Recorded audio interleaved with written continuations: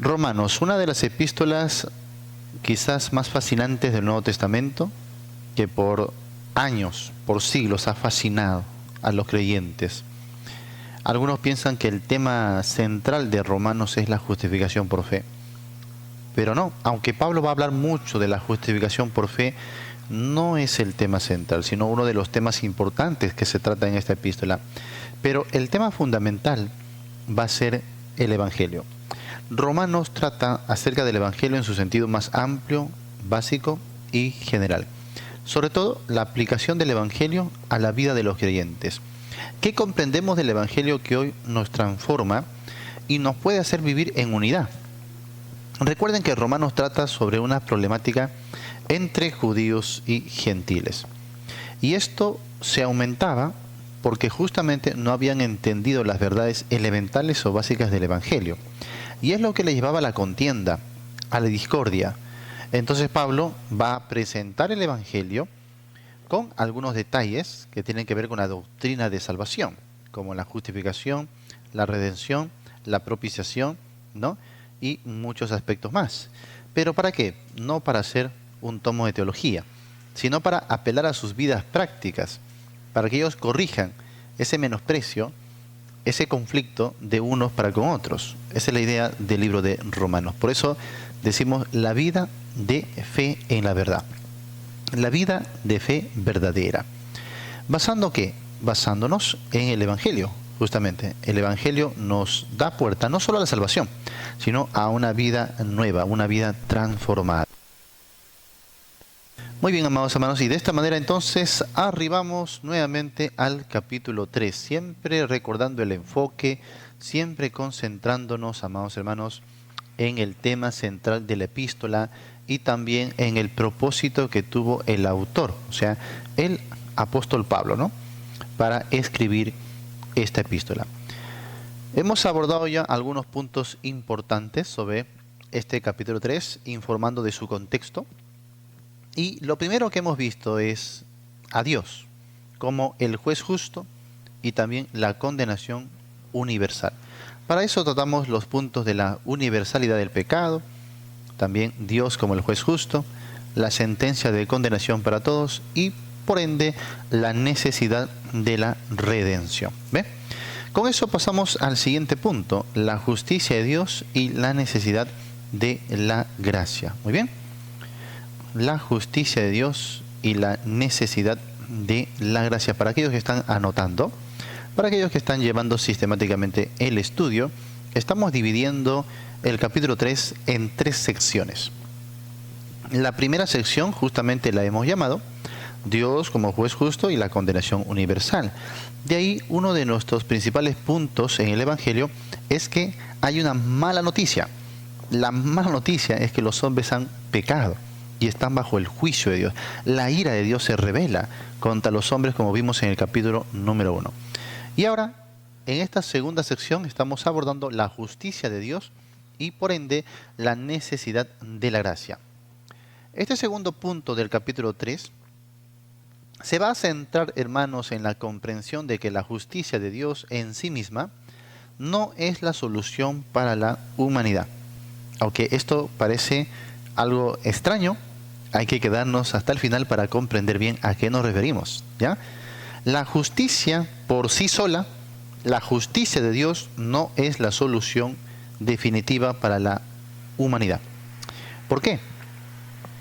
Porque si Dios nos aplica solo su justicia de manera directa, todos en esa justicia merecen juicio y castigo. ¿Ok? O sea, si Dios solo aplicara su justicia, no tendríamos opción a la salvación. Y esto nos enseña un principio muy importante, muy elemental. Cuando usted haga interpretación de la Biblia, cuando usted quiera construir la teología de la Biblia, tiene que basarse en todos los atributos de Dios. Todos los atributos de Dios en perfecta armonía. Se va a distorsionar la doctrina cuando usted ponga más énfasis en un atributo que en otro. Por ejemplo, los legalistas ponen énfasis en la ley o la santidad de Dios. Dios es santo. Y ellos, como enfatizan solo la santidad, ponen mucho énfasis en la ley y se vuelven legalistas. Los liberales ponen énfasis en el amor. No, Dios es amor. Así que Dios no nos va a castigar, porque es Dios de amor. No, y podemos portarnos y vestirnos como queramos, porque Dios es amor. Él no va a traernos juicio, no va a traernos ningún mal. Así que Dios es amor. ¿Ve? Siempre que enfatizamos solo un atributo de Dios, eso trae como consecuencia una distorsión de la doctrina. Por ejemplo, los que ponen énfasis en la soberanía, dicen, ¿sabes qué? Podemos hacer lo que queramos con tal que Dios es soberano, Él lo permite porque Él quiere. Una vez alguien me dijo, yo puedo ser pastora, aunque la Biblia no enseña el pastorado femenino, pero puedo ser pastora, ¿por qué? Porque Dios es soberano. Si Él quiere, puede poner una mujer en el pastorado, ¿no? O los reformados, que dicen, bueno, Dios puede simplemente crear algunos seres humanos para lanzarlos al infierno. Y no tienes por qué decirles nada, porque Él es soberano. Entonces, siempre que enfatizamos solo un atributo de Dios, distorsionamos la doctrina y, por supuesto, el carácter, la imagen de Dios. Porque Dios no solo es soberano, Dios no solo es santidad, Dios no es solo amor y Dios tampoco es solo justicia. Imagínate que Dios fuese solo justicia. Si Dios fuera solo justicia, todos seríamos condenados. ¿Por qué? Porque dice el capítulo 3, todos hemos pecado, todos estamos bajo pecado. Y si Dios solo aplicara justicia, pues todos irían a la condenación. Pero ¿por qué no todos van a la condenación? Porque Dios no solo es justicia, también es gracia, misericordia, amor. Muy bien. Y por su gracia y misericordia extiende el perdón a través de Cristo Jesús. Entonces Dios no solo aplica su justicia de manera directa. Así que esto es lo que tratamos de decir en el primer punto, ¿no? Que la justicia de Dios, solo la justicia de Dios, no es la solución definitiva para la humanidad que ha pecado. No. Este punto, amados hermanos, es crucial para entender la naturaleza del Evangelio y la necesidad de la gracia de Dios. ¿Cómo funciona el Evangelio? ¿Y por qué necesitamos de gracia y no solo de justicia? Así que aprendamos este principio, ¿ya? Si es posible, hay que memorizarlo. La justicia de Dios no es la solución. La justicia de Dios por sí misma no es la solución. Porque ante la justicia de Dios, todos merecemos juicio y castigo. Todos seríamos destruidos. Y es por esa razón que usted no debe pedir justicia. Ese es uno de los errores que cometemos, ¿no? Cuando pasamos alguna situación, alguien nos afrenta, cuando alguna vez alguien nos hace daño, ¿qué pedimos nosotros? Dios, hazme justicia. No pida eso. Si usted pide justicia, ¿qué va a pasar? Pues Dios lo va a destruir a usted, porque eso es la justicia. Y la justicia no es parcializada, de manera que al primero que le va a aplicar su justicia es a usted, porque usted está pidiendo la justicia. Dios, dame justicia, hazme justicia, y Dios lo destruye a usted. Entonces no debes pedir justicia. Eso es una de las equivocaciones que hemos cometido, y a Dios gracias que Dios no solo es justicia, ¿no? Sino, olvídate, no habría perdón, no habría misericordia. Muy bien. Entonces, primer punto, la justicia de Dios y el juicio. En Romanos capítulo 3, verso 10 al 12, Pablo cita el Antiguo Testamento para subrayar la totalidad del pecado. Vamos allá. Estamos en Romanos capítulo 3. Vamos a abordar a partir del versículo 10 lo siguiente. Mira, o mejor aún desde el verso 9, ¿ya? Para entender lo que hemos visto desde el día de ayer. Dice, ¿qué pues? ¿Somos nosotros mejores que ellos? En ninguna manera. Pues ya hemos acusado, mira, a judíos y a gentiles que todos están bajo pecado. ¿Recuerdan el hilo sistemático que les di ayer del libro de Romanos? Capítulo 1, acusación a los gentiles. Los gentiles están bajo pecado. Capítulo 2, judíos. Acusación a judíos. Los judíos están bajo pecado. Capítulo 1, gentiles han pecado y están bajo el juicio de Dios. Capítulo 2, judíos con la ley han pecado y están también bajo el juicio de Dios. Por eso que en el capítulo 3 se enfatiza esto, ¿no? Ya hemos acusado a judíos y a gentiles que todos están bajo pecado. Muy bien, sigamos leyendo. Como está escrito, no hay justo ni aun uno. Ahora, pongan atención a este detalle. Pablo dice, como está escrito. Esto de acá, muchos no lo leen. Muchos empiezan leyendo desde aquí. No hay justo, mira, Pablo dijo, no hay justo ni aun uno. Espera un momento. Pablo no lo está diciendo. Pablo está citando lo que ya estaba escrito en el Antiguo Testamento. Es importante entender eso para que usted entienda la relación intertextual. ¿Ok? Entonces, Pablo no está diciendo de sí mismo, oye, no hay justo ni a uno. No. Pablo está citando. Por eso dice, como está escrito. Esto es muy importante para entender. Porque muchos cuando van acá, directamente a esta frase, no hay justo ni a uno, no hay quien entienda, no hay quien busque a Dios, lo usan para decir, ¿ves? El hombre no tiene libre albedrío. Espera un momento. Nada tiene que ver ese pasaje con que el hombre tenga o no tenga libre albedrío. Pero eso es lo que pasa cuando leemos mal, cuando no leemos desde el verso antes, cuando no leemos desde los capítulos anteriores. Entonces, mira, acá dice que no hay ni uno, no hay quien busque. ¿Ves? El hombre no tiene libre albedrío. Ah, pero yo puedo ir a otros pasajes donde dice que sí, el hombre puede buscar a Dios. Sí, el hombre puede creer. O sea, no entremos a los versículos de la Biblia en conflicto simplemente por prevalecer mi propia postura bíblica o mi postura teológica o dogmática. No, respetemos la Biblia tal cual está, cada verso dentro de su contexto. Eso es muy importante. Así que muchos van a enfatizar estos versos de acá, ¿no?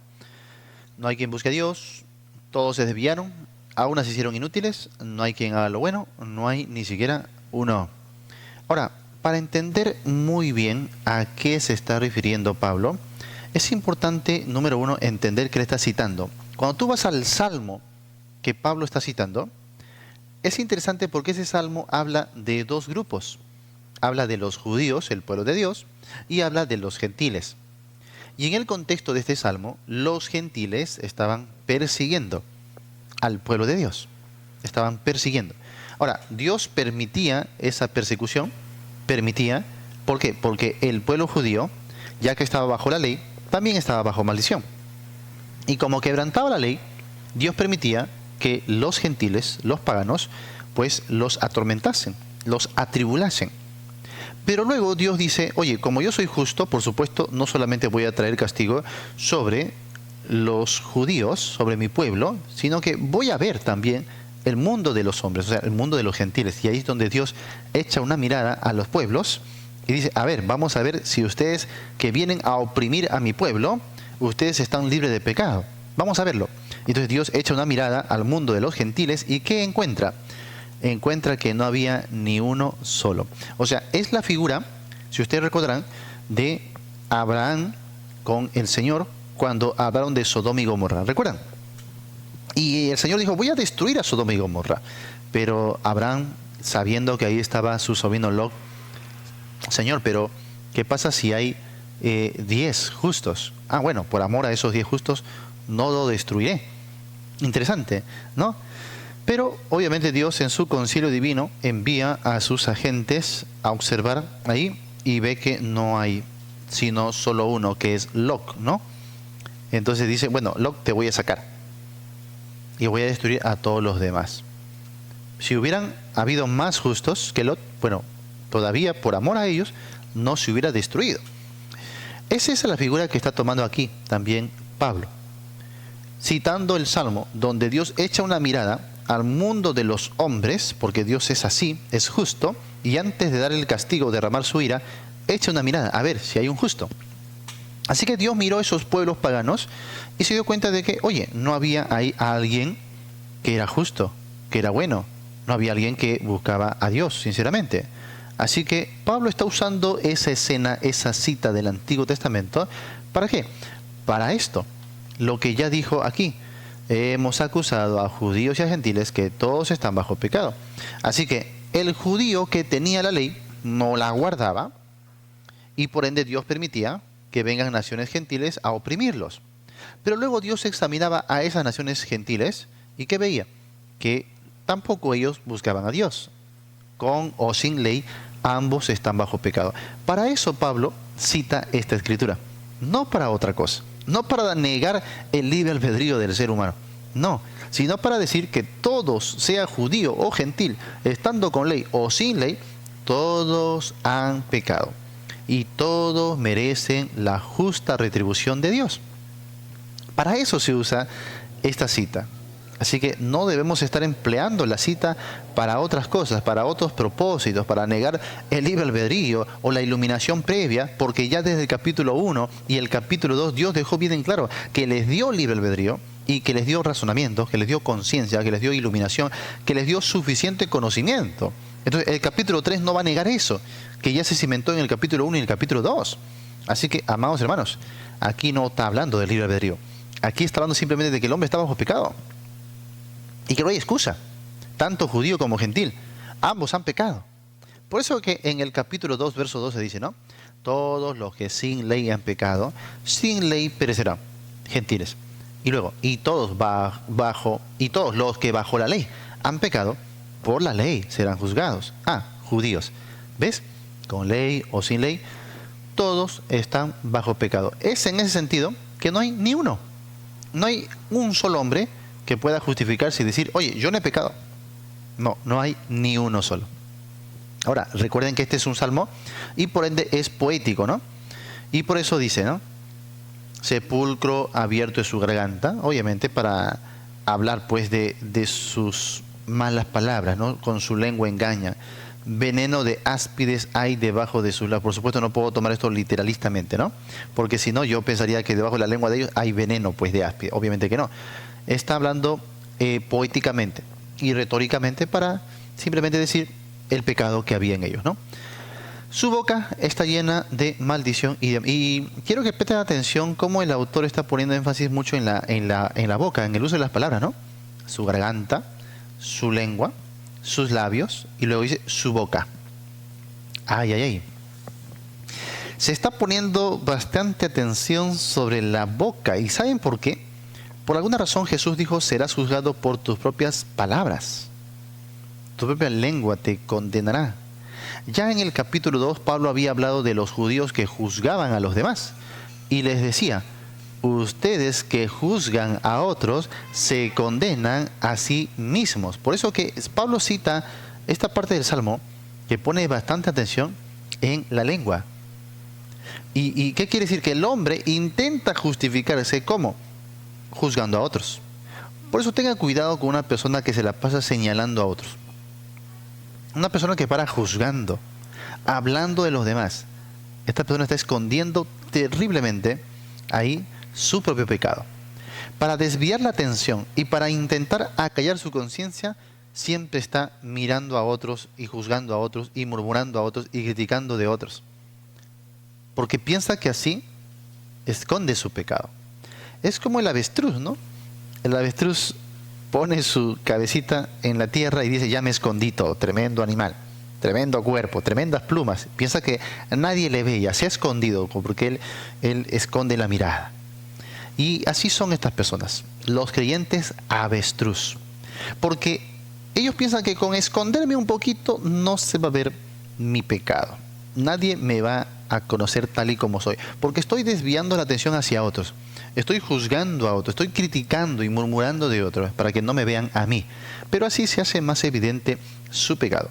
Y bajo su propia perspectiva son mucho más condenados. En lo que juzgas a otros, te condenas a ti mismo. Por eso, mucho cuidado con aquellas personas que usted observa que se la pasan juzgando a los demás, que se las pasan criticando y murmurando de los demás todo el tiempo.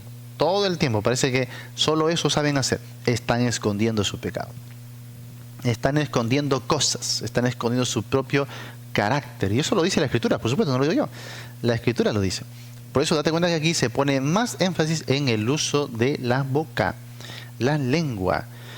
Y también esto me dice una cosa. Santiago dijo que el hombre que puede refrenar su lengua es capaz también de refrenar todo su cuerpo. Así que por eso se pone mucha atención en la boca, porque al no refrenar la lengua, obviamente nos habla de su condición pecaminosa en todo su ser. La lengua es una evidencia de que alguien está simplemente dominado por toda su pecaminosidad, su concupiscencia o su carne. Su lengua lo delata.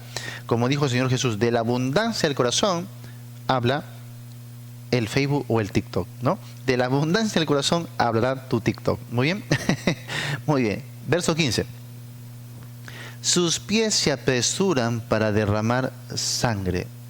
Malicia. Les gusta hacer daño. Se complacen en eso, ¿ok? Quebranto y desventura hay en sus caminos. Muy bien. ¿Qué es esto? Desdicha, sufrimiento, dolor. Y dice, y no conocieron camino de paz. No, a ellos no les gusta la paz. No les gusta. Ellos son los que más piden sangre. Son los que piden pelea. Siempre están en contienda, siempre están en pelea. No hay paz. No hay paz en sus corazones, no hay paz para con los demás, menos hay paz para con Dios. Si fuera verdad que tuvieran paz para con Dios, también tuvieran paz para con los demás hombres.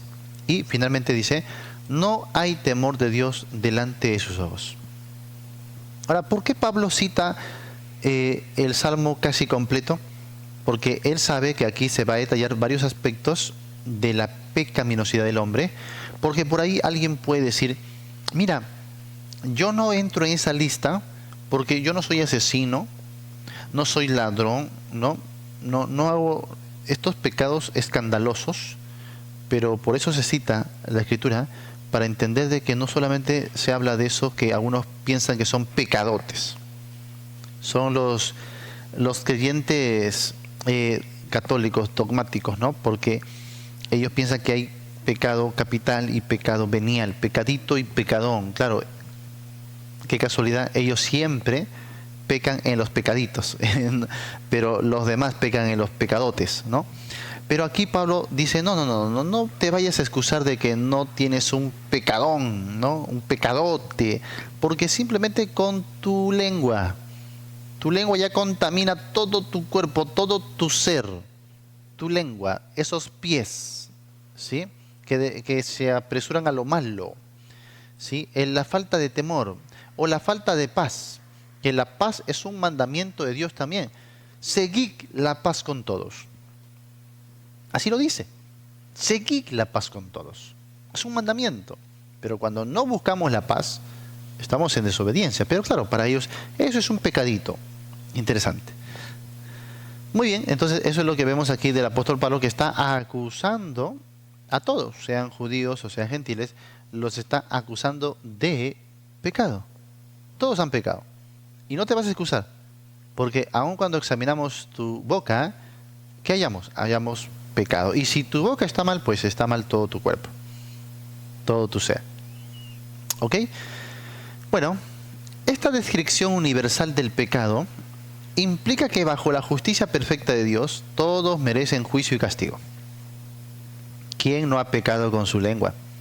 Santiago pregunta, ¿quién es el hombre que no ofende en palabra? ¿Quién no ha ofendido? A ver, pongan ahí en los comentarios. Yo, pastor, yo no he ofendido.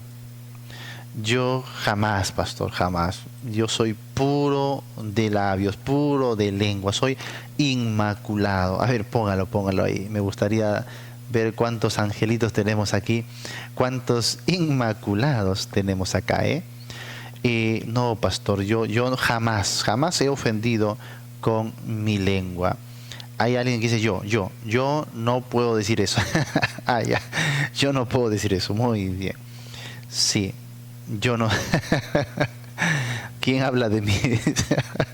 Todos hemos ofendido, amados hermanos. Todos hemos ofendido.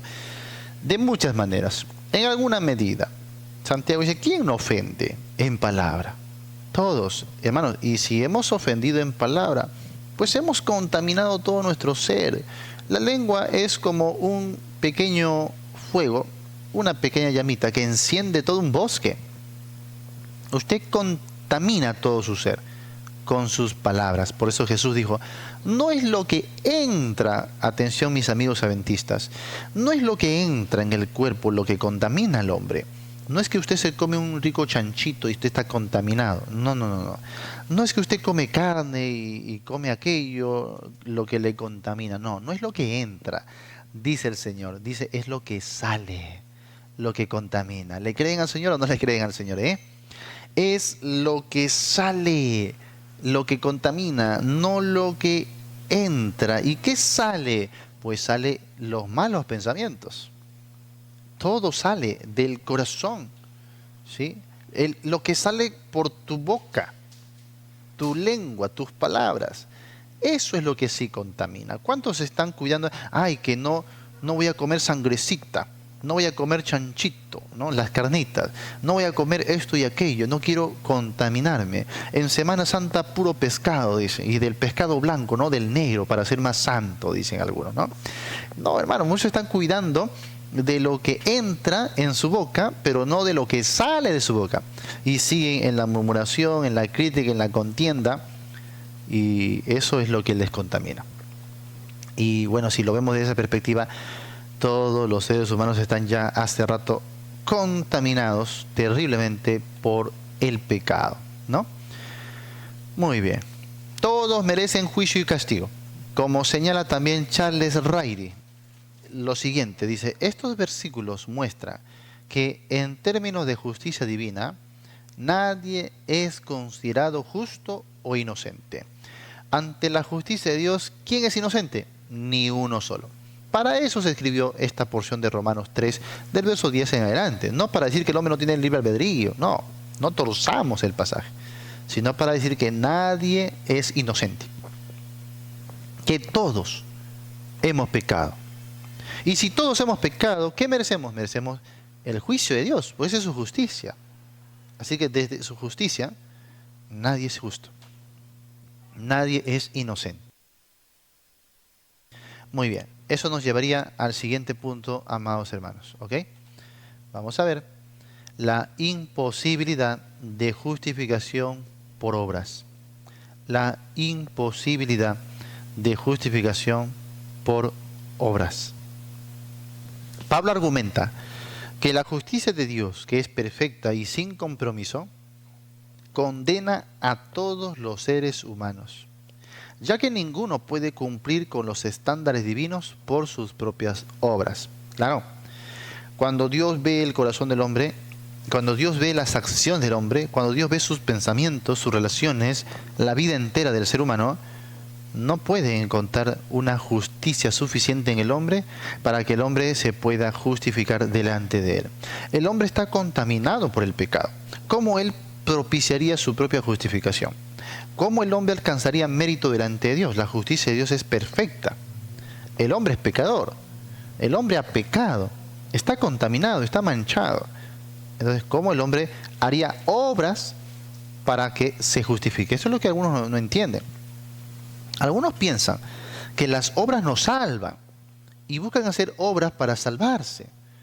Pero por mucha buena obra que usted haga, no cuenta delante de Dios porque no satisface su justicia, ya que el que hace la obra, o sea, usted mismo, está contaminado por el pecado.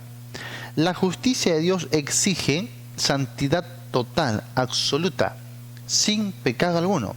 Ahora entiende por qué Cristo Jesús se hizo hombre. ¿Por qué Cristo Jesús se hizo hombre?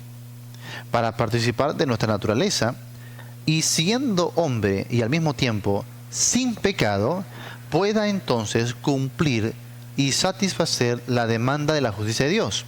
Y de esa manera saldar la deuda que la humanidad tiene para con Dios. Tenía que hacerlo un hombre. Pero desde Adán hasta el último de los hombres no había ni un solo justo. Así que el Hijo de Dios se hace hombre, 100% hombre, por decirlo así, perfectamente hombre, sin dejar de ser perfectamente Dios. Por eso es santo. Santidad absoluta.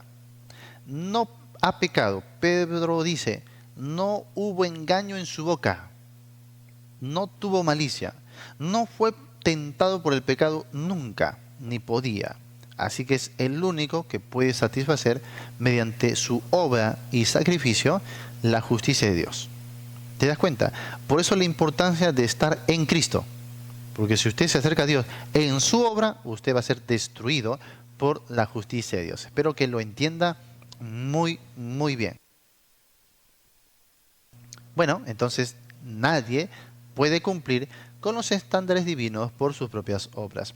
En Romanos capítulo 3, verso 20, se afirma lo siguiente, amados hermanos. Vamos allá. ¿Recuerdan cómo terminó esta sección? Mira en el verso 19. Terminó así. Pero sabemos que todo, ojo, presten atención a esto, todo, ¿y qué es todo, hermanos? ¿Qué es todo? Bueno, pastor, todo es todo. Muy bien. Todo lo que la ley dice.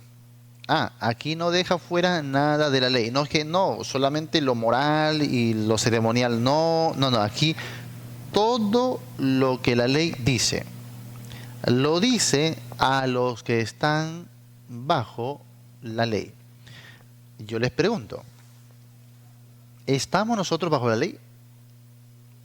¿Estamos nosotros bajo la ley? ¿Sí o no? Conteste ahí. Contéstelo y razone lo más que puede de manera bíblica. ¿Estamos nosotros bajo la ley? ¿Sí o no? Mira lo que dice Pablo. En el capítulo 6, en el versículo 14, Pablo añade esto de aquí. Porque el pecado no se enseñoreará de vosotros, pues no estáis bajo la ley, sino bajo la gracia. Ahora, qué interesante. ¿Usted ha escuchado esa trampita que utilizan nuestros amigos adventistas cuando dicen, oye, si no tenemos ley, o si la ley no sigue vigente y si no estuviéramos bajo la ley, entonces viviríamos en pecado, viviríamos matando, robando? Una argucia, una excusa, hermanos, muy débil. ¿Por qué? Porque aquí Pablo dice que al no estar bajo la ley, estamos bajo ¿qué? Bajo la gracia. Y estando bajo la gracia, dice, el pecado no, negación, no se enseñoreará de vosotros. O sea, el pecado no los dominará, no será su amo, no vivirán pecando. No practicarán el pecado. Porque ya eso lo explicaremos más adelante cuando arribemos al capítulo 7. Porque el pecado se introdujo, dijo Pablo, con un propósito. Perdón, la ley. La ley se introdujo con un propósito. ¿Para qué? Para que el pecado abundase. Esos son los versos que no les gusta a nuestros amigos legalistas. Son versos que ellos prefieren no leer, no hacer caso. Pero la ley se introdujo, ¿para qué? Para que el pecado abundase. Y ahí, donde el pecado abundó, sobreabundó ¿qué? La gracia de Dios. No se vaya a perder los próximos capítulos, que apenas estamos arrancando con Romanos, Hay muchísimo más. Muy bien, entonces ya vimos eso. Volviendo al capítulo 3. Dice, sabemos que todo lo que la ley dice, lo dice a los que están bajo la ley. Hermanos, nosotros no estamos bajo la ley, ya lo dijo Pablo. Por lo tanto, todo lo que la ley dice, no lo dice a nosotros que estamos bajo la gracia. Lo dice a los que están bajo la ley y quieren depender de la ley. A ellos lo dice. Y dice, para que toda boca se cierre y todo el mundo quede bajo el juicio de Dios. Ya que, presten atención, por las obras de la ley, ningún ser humano será justificado delante de él. Porque por medio de la ley es el conocimiento del pecado. Ahora, esto es lo que muchos han entendido mal. Cuando nuestros amigos legalistas leen esta porción, por medio de la ley es el conocimiento del pecado, los legalistas piensan que está diciendo que si ahora no tuviéramos ley, no conoceríamos pecado. Que no tuviéramos conciencia de pecado. Que no sabría yo qué hacer y qué no hacer. No, lo están entendiendo muy mal.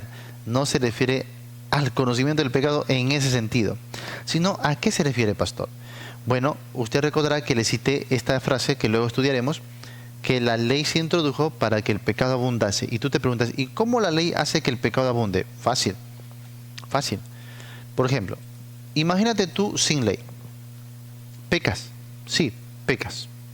Sin ley pecas. ¿Por qué pecas? Porque tienes naturaleza pecaminosa. Y tú haces caso a tu naturaleza pecaminosa y pecas. Santiago lo describe así en Santiago capítulo 1, verso 13 en adelante. Dice, cada uno es atraído y seducido de su propia concupiscencia. De su propia concupiscencia es atraído y seducido. Y entonces la concupiscencia, después que ha concebido, da a luz el pecado. Y el pecado, siendo consumado, da a luz ¿qué? La muerte. ¿Dónde está la ley ahí? No, es por tu concupiscencia. Sin ley, tú puedes pecar. Romanos 2:12. Todos los que sin ley han pecado, sin ley también perecerán. Muy bien. Imagínate que tú pecas, pero no conoces la ley. Pecas ignorando la ley. No tienes ley, pero pecas. Ahora, Dios te da la ley.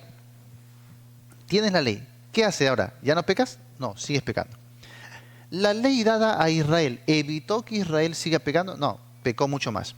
¿Pero por qué? Porque ya no pecas en ignorancia. Ahora pecas, pero conociendo, entendiendo. La información de la ley hace que tú seas doblemente pecador. Hace que abundes en pecado. ¿Por qué? Porque antes pecabas, pero ahora pecas conociendo. Así que cuando dice aquí, por medio de la ley es el conocimiento del pecado, se refiere a el sistema de juicio. Dios te condena no por ignorancia, sino por conocimiento. Aún conociendo y sabiendo, tú has pecado y no tienes excusa. Así que esto de por medio de la ley es el conocimiento del pecado, lo dice Dios en el sentido de que te ha dejado sin excusa. No en el sentido de que no vas a pecar. La ley no se introdujo para evitar que tú peques. Además, no se puede. En Romanos 8 justamente vamos a ver que dice que lo que era imposible para la ley. ¿Por qué? Porque era débil por nuestra carne. Así que la ley no evita que tú peques. La ley te hace abundar en el pecado. Porque ahora vas a pecar, pero conociendo, sabiendo. Y la ley terminará por condenarte. Porque conociendo, sigues pecando y no puedes evitar seguir pecando. Así que dejen de usar este versículo mal, porque este versículo no está diciendo que dependamos de la ley para saber y conocer lo que es pecado. No, el verso está diciendo que no tienes excusa, porque en la ley Dios te ha dado suficiente conocimiento y ahora eres inexcusable. Muy bien. Muy bien, ahora, no solamente la ley, en Romanos 1 dice que también nos dio iluminación, nos dio conocimiento, nos dio en la creación, nos dio la conciencia en Romanos 2, así que Dios va a usar todos los medios para que tú seas inexcusable.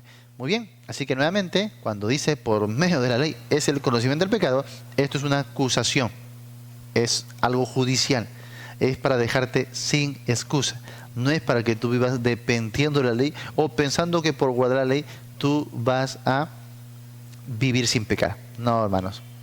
Ve a todo sistema legalista y date cuenta que por más reglas y mandamientos que tengan, la gente sigue pecando. Y su conciencia es mucho más negra porque lo hace a sabiendas. No puedes evitar que el hombre siga pecando. La ley no lo hace, pero la gracia sí. La justicia por medio de la fe en Cristo Jesús faculta que el creyente cambie, sea regenerado, reciba la mente de Cristo, la capacidad de Dios en santificación para vivir fuera de la práctica del pecado. Increíble. Ahora, verso 20. Ya que por las obras de la ley, nadie, ninguno, no dice algunos, pocos, no, ningún ser humano será justificado delante de él. Y esto en su sentido más amplio, aquí no solo habla de la salvación, sino de todo el proceso salvífico, desde la justificación, santificación, hasta la glorificación. Justamente lo veremos en el capítulo 6. Habla de todo el proceso, nada es por la ley. Así que por la ley, ningún ser humano será justificado delante de él. Imposible. Por eso le hemos puesto a este segundo punto, la imposibilidad de justificación por obras. no se puede. Ahora, no todo sistema legalista enseña abiertamente la justificación por obras. Algunos te van a decir, no creemos que la ley sea para salvar. Eso como entrada, como cliché. Pero cuando tú profundizas su teología, al final sí es justificación por obras. Y es fácil de saberlo. Por ejemplo, a un adventista tú le dices, ¿la justificación es por obras o por fe? No, no es por obras, te va a decir, es por fe. Muy bien. Ahora, vuélvele a preguntar. ¿Y esa justificación por fe que has recibido, la puedes perder? Ellos te van a decir, sí, la puedo perder. Muy bien. La pregunta es, ¿cómo la pierdes? Cuando dejas de cumplir o de guardar la ley. ¿Ves? Viene siendo lo mismo. De entrada, ellos piensan que la justificación es por fe, pero luego tienes que mantenerla guardando la ley. Si no, de otra manera, te condenas. Por eso ellos dicen, la ley no te salva, pero sí te condena. Es lo mismo. Es exactamente lo mismo. Así que tengan cuidado. Hay grupos legalistas como los israelitas que te van a decir que sí, las obras cuentan, o los católicos también, sí, las obras cuentan. Pero hay grupos como los adventistas que son un poquito más solapados, ¿no? Son un poquito más escondiditos, más astutos en eso. No, la justificación no es por la ley no salva a nadie. Muy bien, pero sigue ahondando su doctrina y al final sí, van a caer en cuenta de que tienes que guardar la ley si quieres algún día llegar a ser salvos. Así que hay que identificar bien esos grupos también. Muy bien. Pasamos a lo siguiente. Letra C. La necesidad de una solución externa. ¿Ok? La necesidad de una solución externa.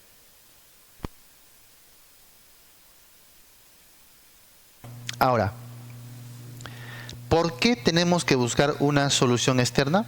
Porque hemos visto que internamente, en nosotros mismos, no podemos encontrar ninguna solución. Así que, nuevamente, ya estamos viendo que la justicia de Dios en sí misma no es la solución. Luego, las obras en nosotros mismos tampoco es la solución. Así que se da la necesidad de buscar una solución externa a nosotros. Hay una solución. Y esa solución es dada por Dios, por supuesto que sí. Muy bien. La incapacidad humana de alcanzar la justicia de Dios a través de las obras conduce a la necesidad de una solución que provenga de fuera de nosotros. Como explica también el pastor Jeff Adams, dice lo siguiente: la justicia de Dios que condena también nos lleva a buscar una justicia diferente, la justicia de Cristo que salva.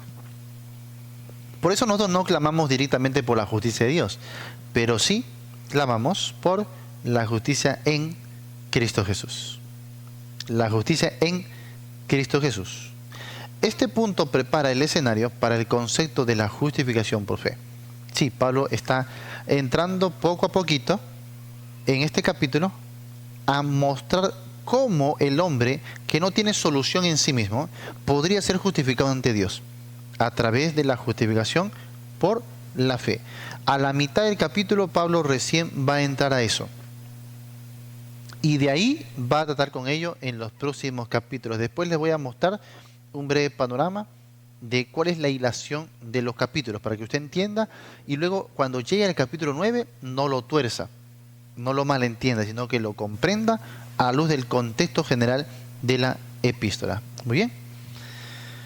Muy bien, así que se da la necesidad de una solución externa. Siguiente. La revelación de la justicia de Dios en Cristo Jesús. La revelación de la justicia de Dios en Cristo Jesús. Este punto de Romanos señala hacia la revelación de una justicia diferente. La justicia de Dios a través de la fe en Cristo Jesús. Presten atención ahora a los siguientes versículos que vamos a leer. Nos quedamos aquí en el verso 20, donde le dice al hombre su incapacidad, la imposibilidad de justificarse por sus obras, por sí mismo, ¿no? Ningún ser humano será justificado delante de él, ninguno por las obras, ¿ok? Miren, partimos al verso 21. Pero ahora, tiempo presente, hermanos, tiempo presente, dice, aparte de la ley. Esto es muy importante. Hasta esta parte del capítulo 3, Pablo estaba acusando a judíos y a gentiles, todos están bajo pecado, todos están bajo el juicio de Dios y ninguno tiene la capacidad de justificarse. Es como que eso fue la mala noticia. Nos llevó a un punto fatalista. Oye, no hay solución, no hay forma. ¿Cómo seré justificado? Y es ahí cuando se irrumpe en el texto para hablar de la justicia que Dios va a impartir, pero con un mediador, un medio perfecto para que el hombre pueda esta vez ser justificado. ¿Y cómo se manifiesta esa justicia? ¿Sabes? Lo dice ahí, aparte de la ley. No dice juntamente con la ley. No dice en la ley, sino dice aparte de la ley. Una vez estaba yo en debate con un judaizante y le estaba leyendo esta porción, este versículo. ¿Y sabe lo que él me dijo? Me dijo, no, lo que pasa es que eso es tu Reina Valera. Tu Reina Valera que tiene muchos errores, que está mal traducida. Yo te voy a leer mi propia versión. Yo le dije, adelante, lee tu versión. Y él comenzó a leer en su propia versión. ¿Y sabes qué decía en su propia versión?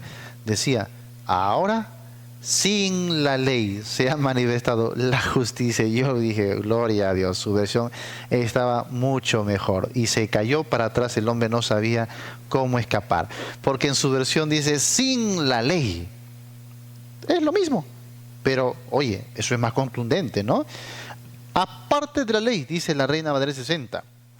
En la versión crítica, y esta en las versiones modernas dice, sin la ley. Interesante.